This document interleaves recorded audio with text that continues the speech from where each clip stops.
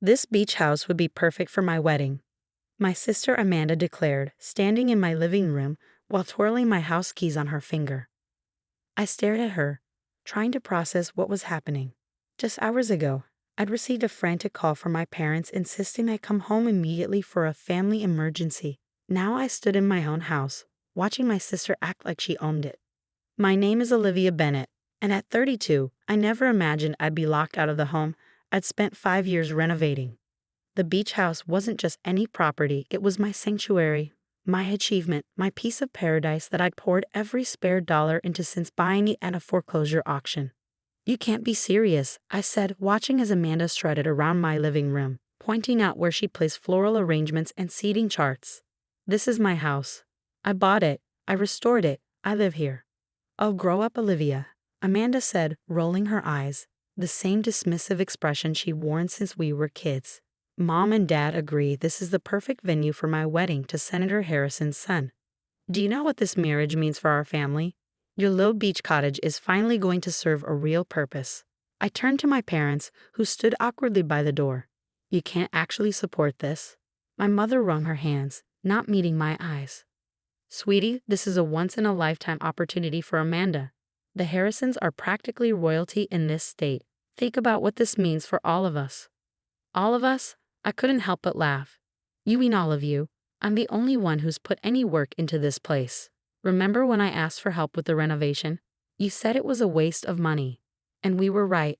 Amanda interjected, pulling out her phone to take photos. Look at it. It's so basic. But my wedding planner can transform it into something actually worthy of the Harrison name. We're thinking a white tie affair, probably around 300 guests. My head spun as I watched my sister plan her takeover of my home.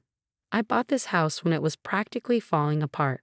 While Amanda was busy climbing the social ladder and dating her way through Charleston's elite, I'd spent weekends stripping wallpaper, refinishing hardwood floors, and bringing this 1920s beach cottage back to life. This isn't happening, I stated firmly, moving to block Amanda's path as she measured the living room windows.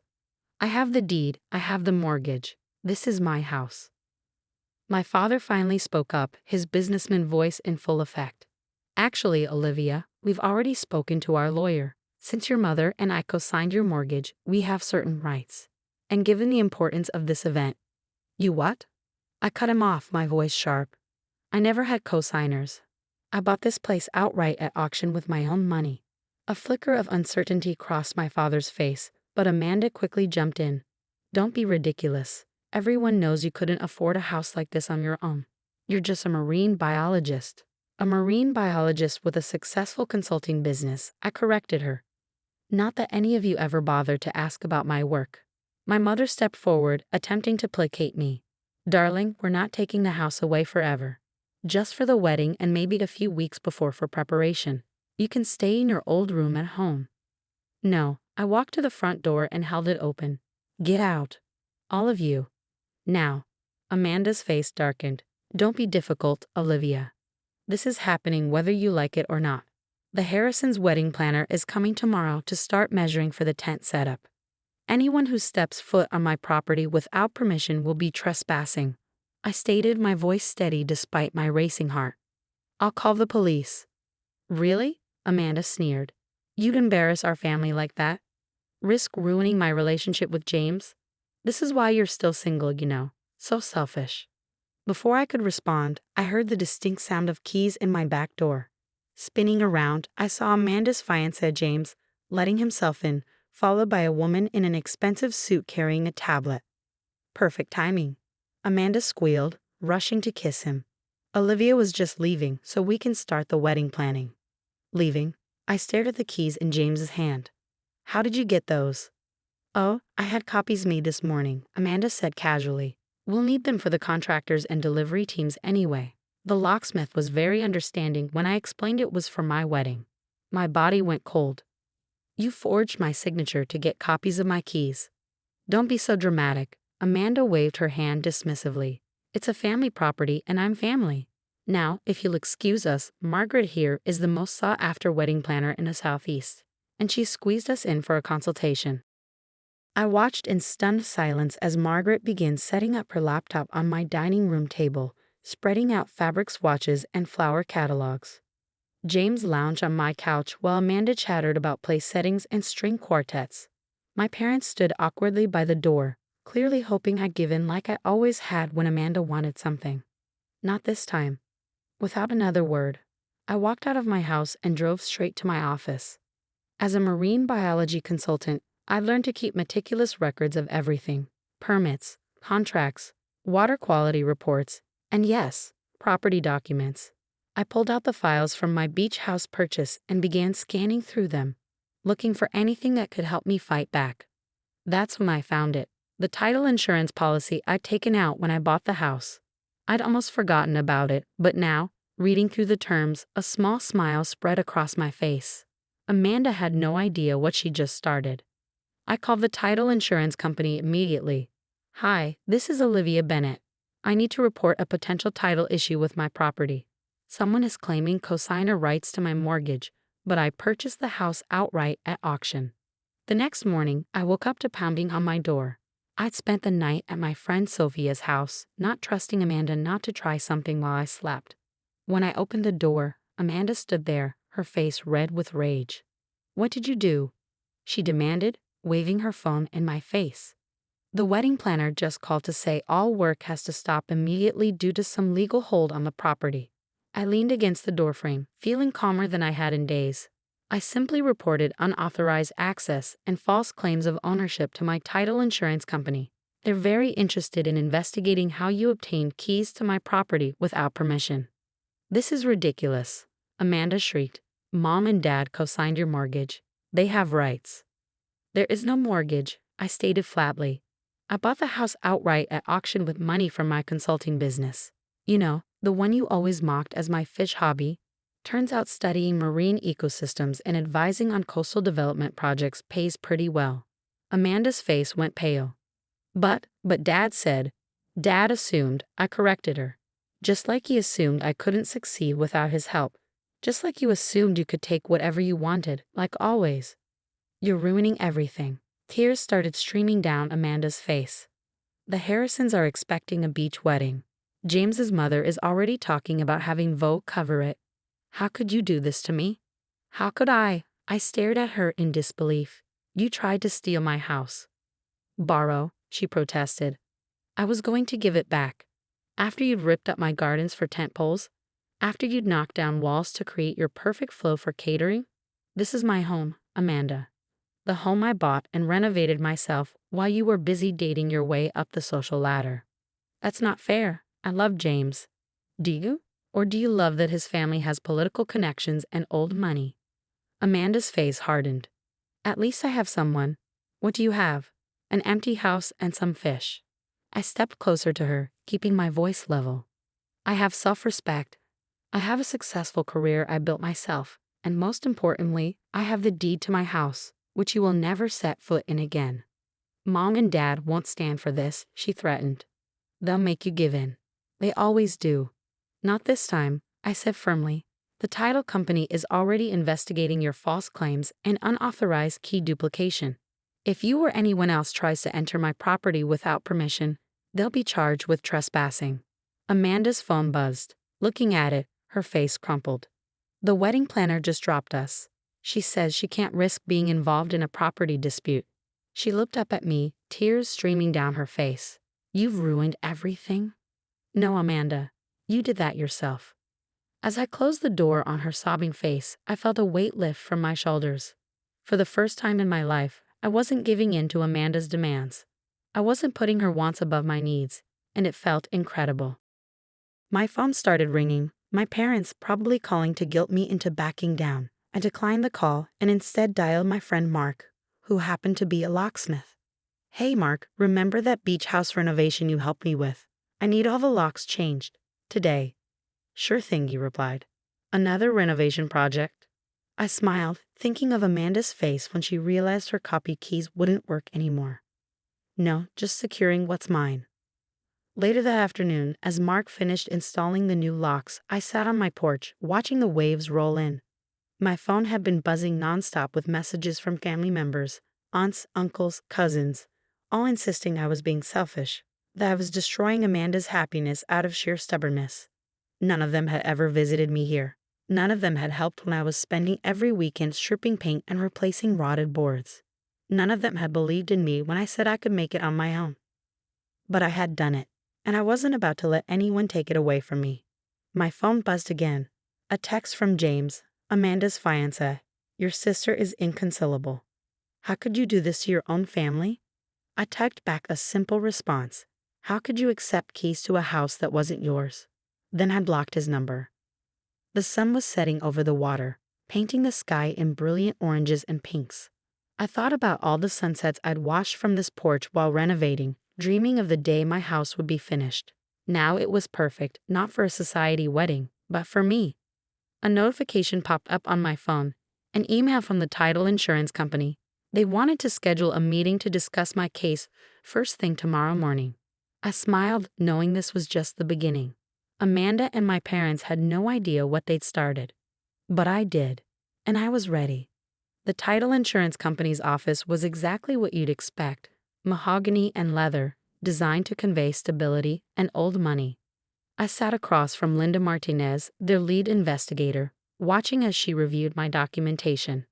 Ms. Bennett, she said, looking up from the pile of papers, I have to say, your record keeping is impressive. Most homeowners can't produce original auction documents and renovation permits on short notice. I smiled slightly. My work requires detailed documentation. You never know when someone might question your research findings or, apparently, try to steal your house. Linda nodded, making notes on her tablet. About that, we've uncovered some concerning activities. Your sister didn't just duplicate your keys. She's been contacting contractors, vendors, and event companies, representing herself as the property owner. My stomach tightened. What exactly has she been doing? We found contracts signed in your name for extensive property modifications, plans to remove the back garden for a reception tent, knock down the sunroom wall for a grand entrance, even permits filed for a temporary beachfront pavilion. She paused. All with forged signatures. I felt the blood drain from my face. She forged my signature on permit applications. Multiple times. And that's not all. Linda pulled out another document. She's been telling vendors that you're her property manager, not the owner. According to our investigation, she's collected nearly $50,000 in venue deposits. She's what? I stood up, pacing the office. That's straight up fraud. It is, Linda agreed. Which is why we've already notified the authorities. Title insurance doesn't just protect against old claims, it covers present-day fraud and misrepresentation too. Just then, my phone buzzed. A text from Sophia. Your parents and Amanda just showed up at my house looking for you. They seem pretty worked up. Before I could respond, Linda's office phone rang. After a brief conversation, she looked at me with raised eyebrows. Your father's in our lobby, demanding to speak with our legal team. Says there's been a misunderstanding about his co-signing rights. I laughed bitterly. He still thinks he can fix this with his businessman act. What happens now? Now, Linda said, gathering her papers, we proceed with formal charges. Your sister's actions constitute criminal fraud. Unless what? Unless she returns all venue deposits and signs a legal admission of fraud. We could handle this civilly, keep it out of the criminal system. I thought about Amanda, about all the times she'd taken what she wanted without consequences, about my parents constantly enabling her behavior. Let me talk to my father first, I said. Downstairs, I found my father in full bluster mode, lecturing a young security guard about family property rights. He turned when he saw me, relief crossing his face. Olivia, thank goodness. These people don't understand. This is just a family matter. We can sort this out ourselves. A family matter? I kept my voice level. Dad, Amanda committed fraud. She forged my signature, took money from vendors, filed false permits. This isn't about a wedding venue anymore. His face paled. What are you talking about? I handed him copies of the contracts Linda had shown me. Your perfect daughter has been running a scam, Dad. She's collected thousands in venue deposits for a property she doesn't own. He sank into a lobby chair, scanning the documents. This can't be right. Amanda wouldn't. Wouldn't what? Lie? Steal. That's exactly what she's doing. And you and Mom have been helping her, whether you realized it or not. We thought, He trailed off, looking lost. Your mother and I really believed we had co-signed your mortgage, Amanda said. Amanda said what she needed to say to get what she wanted. Just like always. I sat next to him. The question is, what are you going to do about it? Before he could answer, the lobby doors burst open. Amanda stormed in, followed by my mother and James. How dare you? Amanda shrieked, waving her phone. The wedding planner just told me all the vendors are demanding their deposits back. Do you know how humiliating this is? Not as humiliating as being arrested for fraud, I replied calmly. That stopped her short. What? Fraud, Amanda. That's what it's called when you forge signatures and take money under false pretenses. James stepped forward, his lawyer mask slipping. Now wait a minute. Did you know? I asked him directly. Did you know she was forging my signature and collecting deposits? He hesitated just a fraction too long. James, my father stood up. Did you help Amanda with this? The perfect society couple facade cracked. Amanda burst into tears while James started backing toward the door. I need to call my father, he muttered. Your father the senator? I smiled grimly. I'm sure he'd love to hear how his son was involved in real estate fraud. Great headline for his re-election campaign. My mother grabbed my arm. Olivia, please, we can fix this. Just let Amanda have her wedding. She'll return the deposits. It's not about the money. I cut her off. It's about Amanda finally facing consequences for her actions. And you and Dad finally stopping her. Linda cleared her throat from behind us. Miss Bennett? The police are here to take statements. Should I tell them to proceed? I looked at my sister, really looked at her. Behind the tears and mascara, I saw no remorse. Only anger that she'd been caught. Yes, I said firmly. Proceed. The next hour passed in a blur of police statements and legal documents. Amanda alternated between crying and threatening, while James mysteriously disappeared to make some calls. My father aged 10 years before my eyes as he learned the full extent of Amanda's deception. By sunset, it was done. Amanda would return all deposits and sign a confession of fraud. In exchange, no criminal charges would be filed. She and James were legally barred from entering my property. As we left the title company's office, my father touched my arm. I'm sorry, he said quietly. We should have believed in you more. I nodded, too tired for more words. Behind us, I heard Amanda wailing to our mother about her ruined wedding plans.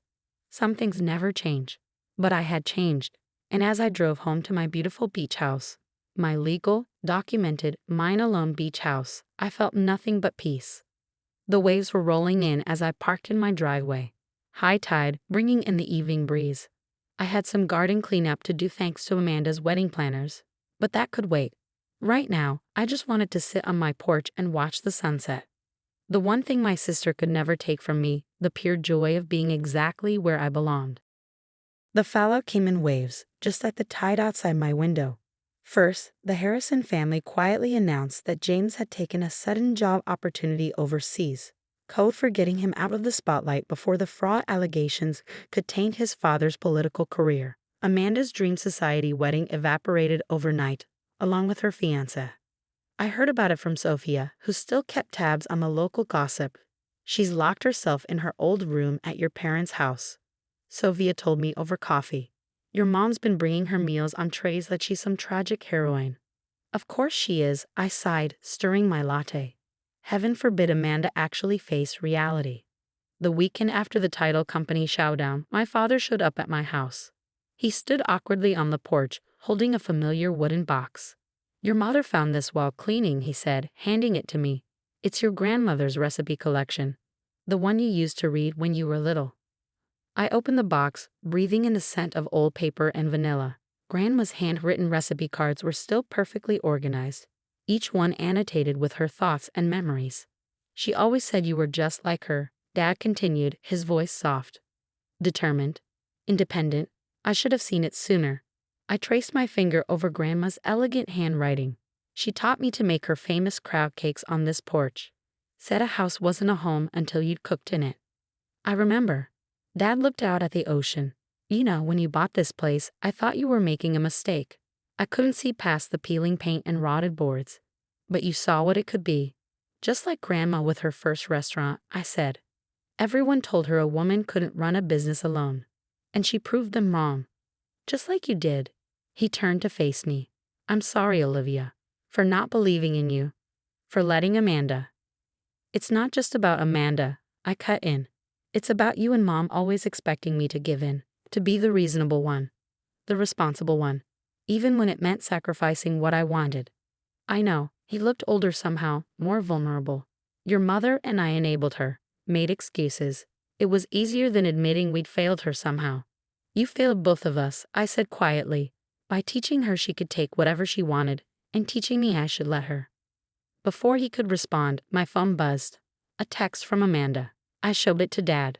Mom says you're being stubborn again. Just let me have my beach wedding. I'll even give you credit in the society page announcement. Dad's face fell. She still doesn't get it, does she? No, and she won't as long as everyone keeps protecting her from consequences. That evening, after Dad left, I sat at my kitchen counter with Grandma's recipe box. Between the cards, I found an old photo. Me at about 8 years old, standing proudly next to my first batch of cookies. Amanda was in the background, already pouting because I'd gotten to crack the eggs. Some patterns start early. The next week brought more changes. The title company's investigation had spooked other society families who'd booked my house for events through Amanda. They quickly canceled, demanding their deposits back. Amanda's perfect wedding venue scheme crumbled like a sandcastle at high tide. My mother tried calling daily, leaving voicemails that ranged from guilt-tripping to bargaining. Surely we can work something out, she pleaded. Amanda's heartbroken.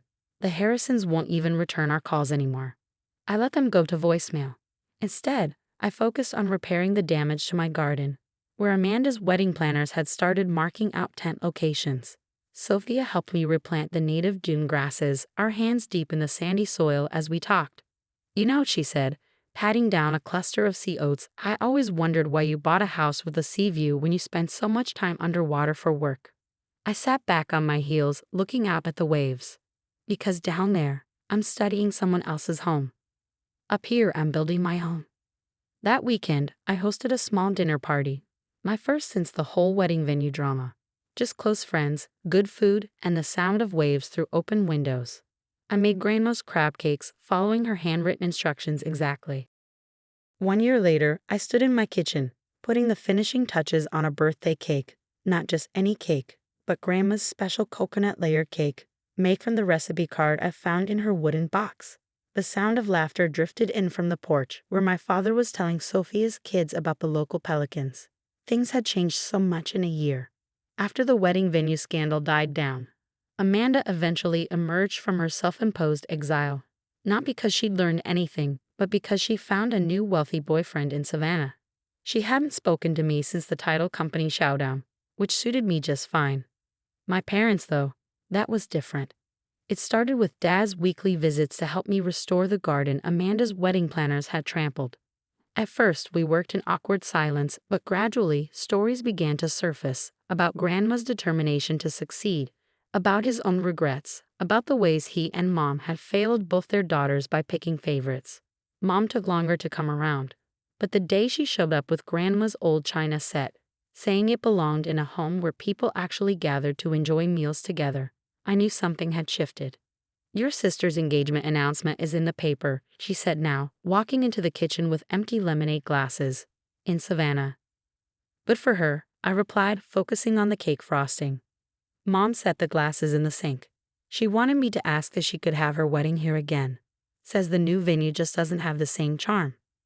I put down the spatula and turned to face her. And what did you tell her? I told her no. Mom's voice was firm. I told her this is your home, not a backdrop for her social climbing. Then I suggested she focus on building her own life instead of trying to take pieces of yours. I stared at her stunned. You really said that?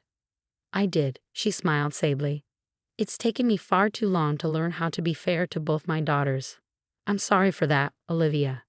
Before I could respond, Sophia's voice called from the porch. Hey, marine biologist. There's a sea turtle nesting on your beach. I rushed outside, everyone following close behind. Sure enough, a loggerhead turtle was making her way up the dune, looking for the perfect spot to lay her eggs. Can we watch? Sophia's daughter whispered excitedly. From a safe distance, I said, leading them to the porch steps. She needs to feel secure.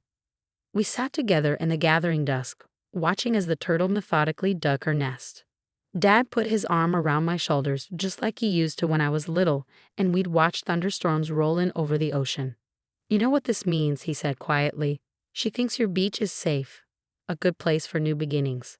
I thought about all the new beginnings this house had seen, the renovations that brought it back to life, the dinner parties that filled it with friendship, the family relationships slowly being rebuilt not on obligation or favoritism, but on respect and understanding. Later that night, after everyone had gone home, I sat on my porch with a piece of Grandma's coconut cake. The turtle had finished her nest and returned to the sea, but her presence lingered like a blessing. My phone buzzed, a text from Amanda. "Heard you had a family party without me. Mom says you're still being difficult about the wedding venue. When are you going to grow up and start putting family first?" I deleted it without responding. Some people never change, but that doesn't mean you have to keep playing their game. Instead, I opened my laptop to finish the proposal I've been working on, a grant application for a marine education center. I've been hesitant to take on such a big project, but something about watching that turtle choose my beach for her nest had given me the final push of confidence. The plans included a section of my property transformed into a public education space where kids could learn about sea life and conservation. It wouldn't be a society wedding venue, but it would be something much more meaningful. As if agreeing with my thoughts, a warm breeze carried the sound of waves up to the porch. My house creaked gently, the way old houses do when they're settling in for the night. Some buildings are just structures, pieces of property to be bought and sold, borrowed or stolen. But some become something more, a testimony to perseverance, a shelter for new dreams, a true home. My home. Not because someone gave it to me or because I took it from someone else, but because I built it, board by board, dream by dream, on a foundation of my own making. The turtle had known what I'd learned over this past year. Sometimes you have to dig deep, trust your instincts, and create your own safe harbor. And sometimes when you do, you end up with something worth more than all the society weddings in the world. I closed my laptop and leaned back in my chair, listening to the rhythm of the waves. Tomorrow would bring new challenges, new adventures, new chances to stand my ground. But tonight, in my house by the sea, everything was exactly as it should be.